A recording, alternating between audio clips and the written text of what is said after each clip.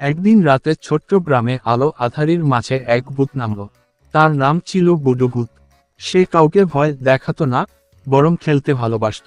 শিশুরা প্রথমে ভয় পেলেও বুডো ভূত হাসতে হাসতে বলল, আমি শুধু লুকোচুরি খেলি। সবাই মিলে খেলা শুরু করলো। ভূতটা এত মজার ছিল যে সে এখন গ্রামের সবার প্রিয় বন্ধু। দিনে ঘুমায়, রাতে খেলতে আসে। বুডো ভূতের কারণে গ্রামজুড়ে এখন হাসির রোল। ভূত হয়েও সে ছিল ভালো মনের, একদম আলাদা। এক ঝড় বৃষ্টি রাতে রবি আশ্রয় নিয়েছিল একটি নির্জন রেলওয়ে স্টেশনে। বৃষ্টি ঝরছিল টাপুর টুপুর, আর প্ল্যাটফর্ম ৩ ছিল অদ্ভুত রকম নিঃশব্দ।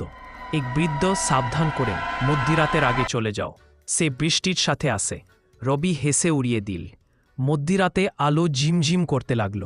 ট্রেনের হুইসেল শোনা গেল, কিন্তু কোনো ট্রেন এল না। হঠাৎই এক ভেজা সাদা পোশাকের মেয়ে হাজির হলো, মাথা কাত করা। সে কাপা গলায় বলল, আমি তো আর ঘরে ফিরিনি। তারপর হাওয়ার মতো মিলিয়ে গেল। ভয়ে রবি দৌড় দিল, কিন্তু বেরোনোর রাস্তা উধাও।